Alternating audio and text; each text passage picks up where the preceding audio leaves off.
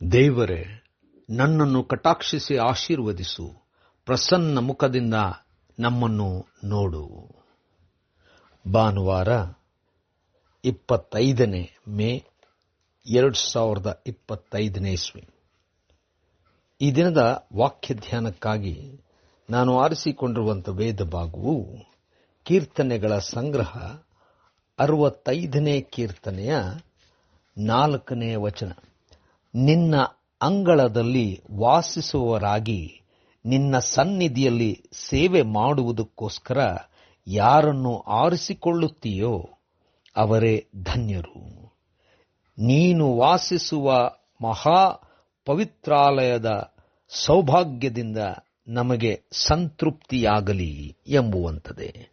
ಕರ್ತನಲ್ಲಿ ಪ್ರೀತಿಯುಳ್ಳ ದೇವಜನರೇ, ಶುಭೋದಯ.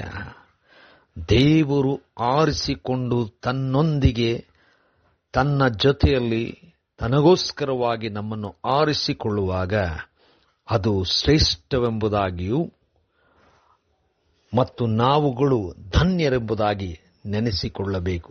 ದೇವರ ನಾಮಕ್ಕೆ ಸ್ತೋತ್ರ ಉಂಟಾಗಲಿ. ಕರ್ತನಲ್ಲಿ ಪ್ರಿಯರೇ, ಈ ವಾಕ್ಯ ಧ್ಯಾನ ಮಾಡೋಣ.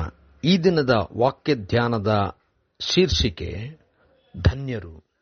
ಕರ್ತನಲ್ಲಿ ಪ್ರಿಯರೇ, ನಾವು ಕೀರ್ತನೆಗಾರನು ಹೇಳುವಂಥದ್ದನ್ನು ನೋಡುವಾಗ ಕೀರ್ತನೆಗಾರನು ದೇವರು ಮತ್ತು ಮನುಷ್ಯರಿಗೆ ಇರುವಂಥ ಸಂಬಂಧವನ್ನು ಬಹಳ ಅದ್ಭುತವಾಗಿ ಇಲ್ಲಿ ವರ್ಣಿಸುತ್ತಾ, ದೇವರು ತನ್ನ ಜನರನ್ನು ಆರಿಸಿಕೊಳ್ಳುವವನಾಗಿದ್ದಾನೆ.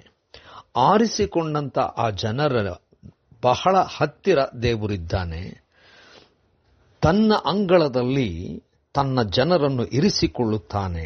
ತನ್ನ ಅಂಗಳದಲ್ಲಿ ಇರುವಂಥವರು ಧನ್ಯರು ಎಂಬುದಾಗಿ ಕೀರ್ತನೆಗಾರನು ಹಾಡುತ್ತಿದ್ದಾನೆ.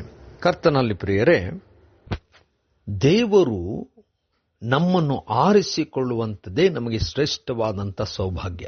ಯಾಕಂದರೆ ನಾವು ಬಲಹೀನರು, ನಮ್ಮಲ್ಲಿ ಯಾವ ಸ್ವಸ್ಥತೆಯೂ ಇಲ್ಲ. ಆದರೆ ದೇವರು ನಮ್ಮನ್ನು ಕ್ಷಮಿಸುವಂಥವನು, ಆರಿಸಿಕೊಳ್ಳುವಂಥವನು, ಆರಿಸಿಕೊಂಡು ತನ್ನ ಕಾರ್ಯಕ್ಕೋಸ್ಕರವಾಗಿ ನೇಮಿಸುವಾಗ ನಾವು ಖಂಡಿತವಾಗಿಯೂ ಭಾಗ್ಯವಂತರೇ, ಆಶೀರ್ವದಿಸಲ್ಪಟ್ಟಂಥವರೇ. ಆರಿಸಿಕೊಂಡಂಥವರನ್ನು ತನ್ನ ಅಂಗಳದಲ್ಲಿ ಇರಿಸಿಕೊಳ್ಳುವಂಥವನಾಗಿದ್ದಾನೆ. ಎಲ್ಲ ವಿಧದಲ್ಲೂ ತೃಪ್ತಿಪಡಿಸುವಂಥವನಾಗಿದ್ದಾನೆ. ನಾವು ಆತನ ಕಾರ್ಯವನ್ನು ಮಾಡುವಂಥವರಾಗಬೇಕು. ಕರ್ತನಲ್ಲಿ ಪ್ರಿಯರೇ, ಯಾವ ರೀತಿಯಲ್ಲಾದರೂ ದೇವರು ನಮ್ಮನ್ನು ಆರಿಸಿಕೊಂಡಿದ್ದರೆ, ಯಾವ ಕಾರ್ಯಕ್ಕೋಸ್ಕರವಾಗಿ ಆರಿಸಿಕೊಂಡಿದ್ದರೂ ನಾವು ಧನ್ಯರೇ. ಯಾಕಂದರೆ ನಾವು ಎಲ್ಲ ಬಲಹೀನತೆ ನಮ್ಮಲ್ಲಿದ್ದಾಗಲೂ ನಮ್ಮನ್ನು ಕ್ಷಮಿಸಿ, ನಮ್ಮನ್ನು ಬಲಪಡಿಸಿ, ತನ್ನವರನ್ನಾಗಿ ನಮ್ಮನ್ನು ಸ್ವೀಕರಿಸಿ ತನ್ನ ಅಂಗಳದಲ್ಲಿ ಇರಿಸಿಕೊಂಡು ನಮಗೆ ಒಂದು ಉದ್ದೇಶವನ್ನು ಕೊಟ್ಟಿರುವಂಥದ್ದು ನಾವು ತಿಳಿದುಕೊಳ್ಳುವಾಗ ಇದು ಶ್ರೇಷ್ಠವಾದಂಥ ಭಾಗ್ಯವೇ ಸರಿ, ನಾವು ಧನ್ಯರೇ ಸರಿ. ಅದಕ್ಕೆ ನಮ್ಮನ್ನು ಸಮರ್ಪಿಸಿಕೊಳ್ಳೋಣ. ದೇವರ ಕಾರ್ಯವನ್ನು ಮಾಡುತ್ತಾ ಆತನನ್ನು ಮಾತ್ರ ಮಹಿಮೆ ಪಡಿಸೋಣ. ಕರ್ತನೆಯ ದಯಾಮಯ ಸ್ವಾಮಿ, ಅಲ್ಪರು ಅಯೋಗ್ಯರಾದಂಥ ನಮ್ಮನ್ನು ಆರಿಸಿಕೊಂಡಿದ್ದೀಯಲ್ಲ, ನಿನ್ನ ಕಾರ್ಯವನ್ನು, ನಿನ್ನ ಚಿತ್ತವನ್ನು ನೆರವೇರಿಸುವ ಹಾಗೆ ನಮ್ಮನ್ನು ಬಲಪಡಿಸು. ಯೇಸುವಿನ ನಾಮದಲ್ಲಿ ಪ್ರಾರ್ಥನೆ ಬೇಡಿದೆವು ತಂದೆಯೇ, ಆಮೆನ್.